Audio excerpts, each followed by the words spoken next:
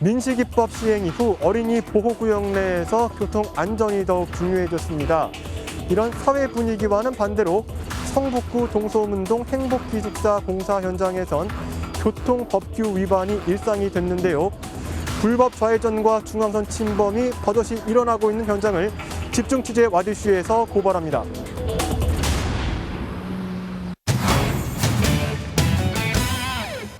성북구 동소문동 행복기숙사 공사 현장. 레미콘 차량이 중앙선을 넘어 공사장 안으로 들어갑니다. 이 도로는 왕복 2차로입니다. 보시는 것처럼 공사장 진입로가 없다 보니 차량이 공사장 안으로 들어가기 위해선 불법 좌회전하거나 불법 유턴을 할 수밖에 없는 구조인데요. 학부모들은 아이들 안전에 빨간불이 켜졌다고 말합니다. 아이들 안전이 지금 최우선적으로 위협받고 있어요. 이 좁은 도로에 대형 공사 차량들이 계속 하루에도 수십 번 공사 현장을 들락거리면서 공사장 진입을 시도하던 대형 트럭은 차선을 넘어 역주행하기도 합니다.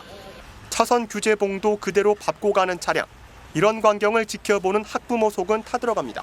진로가 하필이면 그 차량이 불법 유턴을 해서 공사로 들어가야 하는 그런 구조라 덤프트럭 같이 아주 큰 차량이 다님으로 인해서 좀 안전에 대한 우려가 되는 그러한 상황입니다.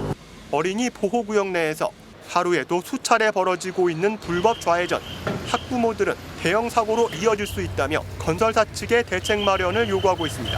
평소 같으면 잘 다녀오라고 얘기도 할 수 있는 어떻게 보면 그런 나이이기도 한데 아무래도 좀 큰 차가 왔다 갔다 거리니 아직까지도 제가 등하교를 좀 같이 시켜주고 있는 상황입니다. 네. 이에 대해 건설사 측은 진입로가 없는 상황에서 불법 좌회전 등 교통법규 위반은 불가피하다는 입장입니다. 경찰서에 과태료를 내면서 공사를 강행할 수밖에 없다는 것. 관할 경찰서에 중앙선 절선을 요청하고 있지만 받아들여지지 않고 있다고 주장합니다.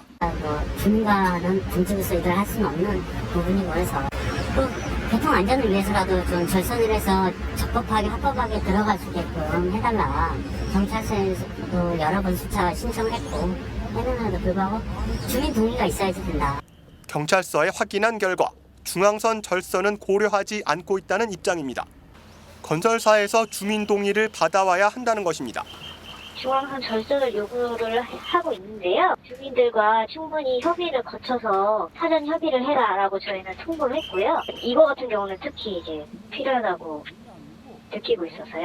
진입로가 확보되지 않은 상태에서 공사가 시작돼 교통법규를 위반하지 않고선 현장 진입이 아예 불가능한 동소문동 행복기숙사 공사 현장.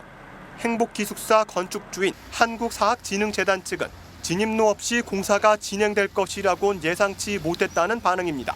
성북구청으로부터 건축허가 승인을 받아 정상적으로 공사를 시작했다는 것. 제가 이제 행복기숙사를 하면서 이런 경우가 처음이거든요. 그 부분은 사실 인허가 과정에서 다뤄줘야 되는 부분인데 완공이 됐는데 진입할 수 있는 도로가 없다는 건 정말 그거는 좀 허가부터 내주면 안 되는 문제잖아요. 그러면 허가를 내준 성북구청은 인허가를 내주는 데 있어 법적 문제는 없었다는 입장입니다.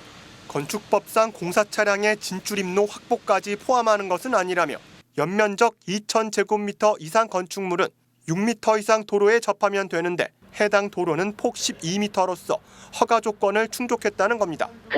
건축 허가에는 교통에 대한 공사 차량에 대한 진출이 이런 것까지 포함되지는 않거든요. 허가 자체는. 당초에 이제 그런 문제가 없었어요. 아파트에서 진입해서 들어오는 것들을 못하게 하고 그러다 보니까 이런 문제가 생겼거든요. 건축 허가를 내주는 데는 문제가 없었지만 첫삽을 뜨고 보니 도로교통법 위반은 물론 통학로 안전에 직접적으로 위협을 주고 있는 모순된 상황. 주민들은 애가 타지만 그 누구도 책임지는 사람은 없습니다. 건축주와 건설사는 진입로가 없는 곳에 허가를 낸 구청 탓이라고 하고 구청은 허가는 적법했으며 교통 위반은 경찰 몫이라고 합니다. 주민들이 분통을 터뜨리는 이유입니다. 그런 항의를 한두 번 한 게 아니라 성북구청까지도 쫓아가보고 경찰서도 쫓아가보고 사학재단에도 해봤는데 저 사람은 마이동풍이에요. 세심하지 못한 정책 탓에 오늘도 불안한 하루를 보내고 있는 행복기숙사 공사 현장 주민들. 하지만 더 큰 문제는 공사가 끝나더라도 주민 마찰은 끝나지 않을 수 있다는 데 있습니다. 주민과 건설사와의 갈등이 완공 후 주민과 기숙사 학생과의 갈등으로 이어지지 않기 위해선 지자체와 경찰서 그리고 건축주 모두 한 발 더 책임 있는 자세가 필요해 보입니다. 지금까지 머대시였습니다.